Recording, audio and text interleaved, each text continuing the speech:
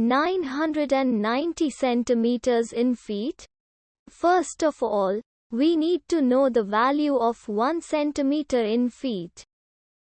It's always 1 centimeter equals 0.03280839895 feet. Now we have to multiply 0.03280839895 by 990.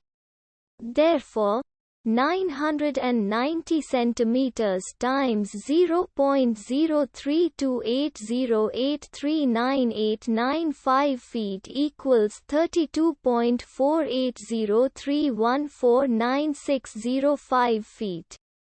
So, in other words, 990 centimeters equals 32.4803149605 feet.